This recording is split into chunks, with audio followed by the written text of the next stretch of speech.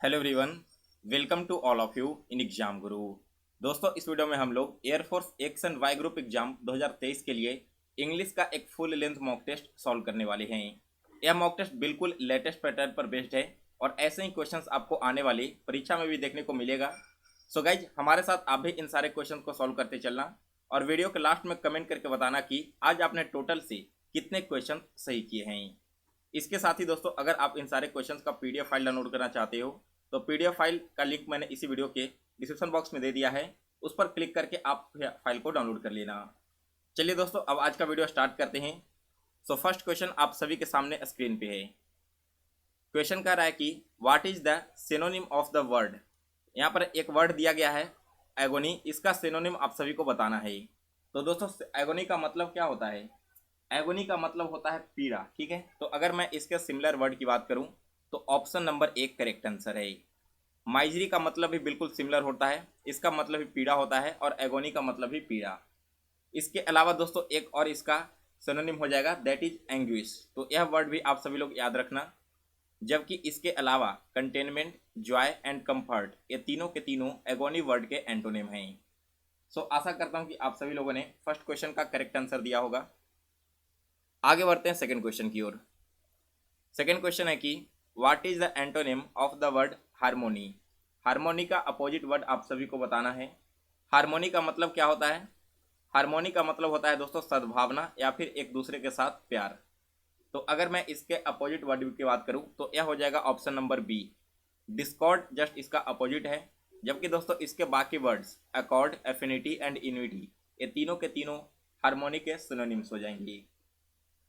इसके बाद अगला क्वेश्चन है 3 नंबर।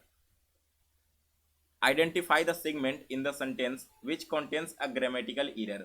यहाँ पर एक सेंटेंस दिया गया है, आपको बताना है कि इस सेंटेंस के कौन से पार्ट में एरर है। According to the current research by World Health Organization, a 65-year-old person is then no longest categorized as old. Question में आपको बताना है कौन से पार्ट में एरर है। तो देखिए, एक फ्रेज यूज किया गया है नो लॉन्गेस्ट। दोस्तों यह फ्रेज बिल्कुल गलत है। यहाँ पर नो लॉन्गेस्ट की जगह पर होना चाहिए था नो लॉन्गर। ठीक है ना, तब आपका सेंटेंस पूरी तरह से करेक्ट हो जाता। नो लॉन्गर का मतलब होता है कि कोई भी ऐसी चीज़ें जो अब कंटिन्यूड नहीं है।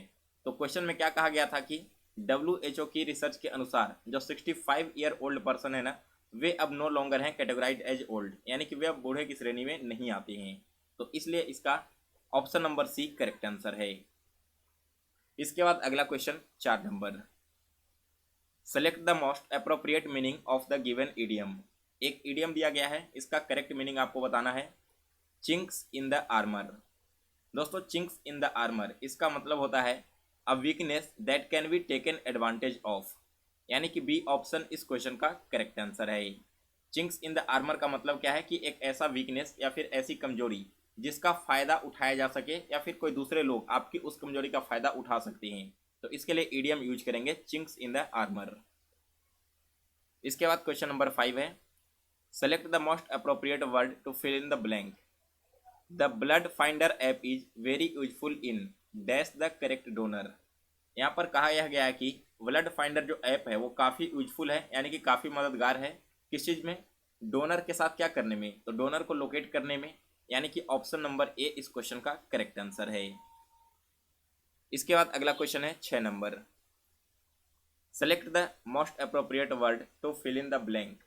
During the monsoon it is dash to boost one's immunity with a proper diet and regular exercise.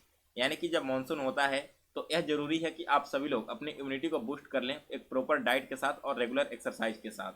तो देखिए, यहाँ पर किसी भी व्यक्ति को एडवाइज किया जा रहा है ना, इन्फॉर्मेशन दिया जा रहा है, तो इसे हम एडजेक्टिव फॉर्म में लिखेंगे। कैसे लिखेंगे? तो एडवाइजेबल हो जाएगा, यानी कि ऑप्शन नंबर ए इस क्वेश्चन का करेक्ट आंसर है। इसके बाद अगला क्वेश्चन 7 नंबर। Select the word which means the same as the group of words given. यहाँ पर एक वर्ड्स दिया गया है, आपको बताना है कि इसका मतलब इन चारों में से कौन सा ऑप्शन होने वाला है।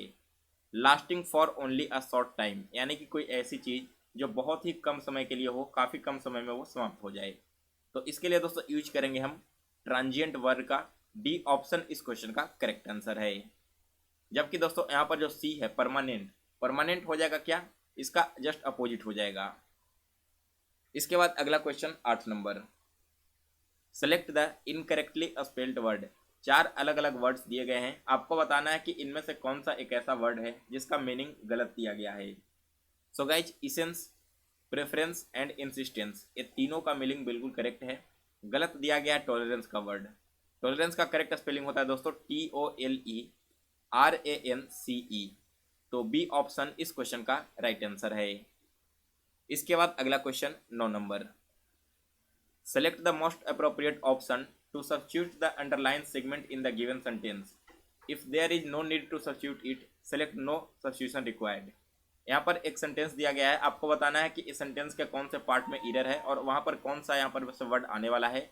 अगर किसी भी पार्ट में एरर नहीं है तो आपको ऑप्शन नंबर ए सेलेक्ट कर लेना होगा, नो सब्स्टिट्यूशन रिक्वायर्ड का। The BBC has a wonderful series on emergence of women novelists in the English literature. अब देखिए यहाँ पर बात की जा रही है किसकी, emergence of women novelist in English literature, यानी कि किसी स्पेसिफिक पर्सन की बात की जा रही है ना यहाँ पर। और जब स्पेसिफिक पर्सन की बात की जा रही हो, यानी कि डेफिनेट मुझे पता है, तो इसके साथ लगने वाला आर्टिकल भी क्या होगा, डेफिनेट आर्टिकल होगा। लेकिन यहाँ पर तो इनडेफिनेट आर्टिकल का यूज किया गया है ना, तो ए को रिमूव कर दोगे द से, तब सेंटेंस पूरी तरह से करेक्ट होगा, यानी कि सी ऑप्शन इस क्वेश्चन का राइट आंसर है। इसके बाद अगला क्वेश्चन है 10 number, select the most appropriate option to substitute the underline segment.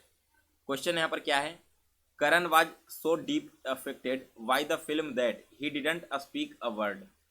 तो यहाँ पर क्या होगा दोस्तों, क्वेश्चन नंबर 10 में, क्वेश्चन नंबर 10 में हो जाएगा डीपली अफेक्टेड। यहाँ पर जो डीप अफेक्टेड है ना, इसे आप कन्वर्ट कर दोगे डीपली अफेक्टेड में, क्योंकि दोस्तों यहाँ पर डीप जो है वो क्या है, यह आपका एक एडवर्ब है और एडवर्ब हमेशा एक सफिक्स के साथ आएगा, दैट इज ly। तो डीप के साथ ly को ऐड कर दो और इसके साथ वर्ब का तीसरा फॉर्म आ जाएगा। सो बी ऑप्शन इस क्वेश्चन का करेक्ट आंसर है। इसके बाद अगला क्वेश्चन 11 नंबर, यहाँ से भी आपको वही बताना है कि सेंटेंस के में कौन सा पार्ट में एरर है और उस एरर की जगह पर करेक्ट फॉर्म क्या होना चाहिए। No sooner I get the message I shall pass it on to you. So guys, इस क्वेश्चन के पार्ट ए में एरर है, यहाँ पर नो सूनर नहीं होना चाहिए, इसकी जगह आना चाहिए एज सून एज। अब पूरा सेंटेंस क्या है वो समझिए, as soon as I get the message I shall pass it on to you, यानी कि मुझे जैसे ही मैसेज मिलेगा मैं इसे तुम्हें पास कर दूंगा। तो यहाँ पर यह होगा इसका करेक्ट मीनिंग। लेकिन नो सूनर लिखने का मतलब क्या हो गया कि जल्दी में नहीं, तो यह तो आपका बिल्कुल निगेटिव सेंटेंस बन रहा है ना, इसलिए यहाँ पर आपका ऑप्शन नंबर एक करेक्ट आंसर है, नो सूनर को एज सून एज से रिप्लेस करना होगा। इसके बाद अगला क्वेश्चन 12 नंबर, sentences of a paragraph are given below in jumbled order. यहाँ पर कुछ पार्ट्स दिए गए हैं, यह आपके जम्बल्ड ऑर्डर में है, आपको इसे सही वे में अरेंज करके एक मीनिंगफुल सेंटेंस बनाना है। तो सबसे पहले आएगा दोस्तों, देखिए क्या बात की जा रही है बोनसाई के बारे में ना, तो पहले आ जाएगा option number C, bonsai is an important part of Japanese culture dating back to the 14th century. जो बोनसाई है वो जापानीज कल्चर का एक इम्पॉर्टेंट पार्ट है 14th सेंचुरी से ही, ये हो गया। फिर इसके बाद क्या आएगा, अब बोनसाई के बारे में बात की जा रही है तो इट से स्टार्ट होने वाले सेंटेंस को हम यहाँ पर लेंगे, it is the art of cultivating a small trees within a container that take the shape and scale of full size trees. यानी कि अब सेकंड वाले ऑप्शन में बी आ जाएगा, सॉरी डी आ जाएगा। फिर इसके बाद क्या आएगा, अब आएगा the indoor bonsai plants enhance the aesthetic appeal of the space and offer multiple health and psychological benefits. तो यहाँ पर अब आ जाएगा आपका ऑप्शन नंबर बी, क्योंकि दोस्तों सबसे पहले हमने क्या बात किया कि जो बोनसाई है वो जापानीज कल्चर का एक हिस्सा है। फिर हमने देखा कि जो बोनसाई है वो होता क्या है आखिरकार, तो एक स्मॉल ट्री है जो कल्टिवेट किया जाता है कंटेनर में। फिर यहाँ पर बोनसाई ट्री के फायदे क्या क्या हैं, तो ये आपके मल्टीपल हेल्थ बेनिफिट्स वगैरह हैं। और अब लास्ट में आ जाएगा option number A, that is why they are considered the best indoor plants to keep at homes and offices. यानी कि इसी वजह से जो हमने आपको फायदे गिनाए हैं, इसी वजह से इसे होम्स एंड ऑफिसेज में एक इंडोर प्लांट्स के रूप में रखा जाता है। तो करेक्ट अरेंजमेंट हो जाएगा C D B A, that means कि ऑप्शन नंबर ए बिल्कुल राइट आंसर है। इसके बाद अगला क्वेश्चन है 13 number, select the word which means the same age group of the words given, a sentimental longing for a time in the past. देखिए दोस्तों, past में कोई चीज़ घटित हो गई है ना, उसका एक सेंटिमेंटल लॉन्गिंग यानी कि उसकी एक स्मृति जो आपको याद रह जाती है, इसे हम क्या कहते हैं, इसे कहा जाता है दोस्तों नॉस्टैल्जिया। दैट मीन्स कि ऑप्शन नंबर ए इस क्वेश्चन का करेक्ट आंसर है। इसके बाद अगला क्वेश्चन है 14 number, select the most appropriate antonym of the given word. ड्रेव का एंटोनिम आप सभी को बताना है। दोस्तों ड्रेव का मतलब होता है नॉट अट्रैक्टिव, तो इसका जस्ट अपोजिट क्या हो जाएगा, इसका अपोजिट हो जाएगा ऑप्शन नंबर सी, ब्राइट। फिर इसके बाद अगला क्वेश्चन है 15 number, change the active sentence into passive form, they will demolish the entire block. यहाँ पर आपको इसे एक्टिव से पैसिव में कन्वर्ट करना है। तो सबसे पहले देखिए सब्जेक्ट है आपका, फिर इसके साथ विल यूज किया गया है, फिर यहाँ पर वर्ब का पहला फॉर्म यूज किया गया है और फिर आपका ऑब्जेक्ट यूज किया गया है। तो जब हम इसका पैसिव बनाएंगे तो क्या हो जाएगा, सबसे पहले ऑब्जेक्ट आ जाएगा, फिर आपका आ जाएगा विल प्लस वी, और फिर आपका यहाँ पर आ जाएगा वर्ब का तीसरा फॉर्म। ठीक है, तो यहाँ पर क्या हो जाएगा, the entire block will be demolished. That means कि ऑप्शन नंबर डी इस क्वेश्चन का करेक्ट आंसर है। वीडियो में आगे बढ़ने से पहले दोस्तों एक छोटी सी इन्फॉर्मेशन है आप सभी के लिए।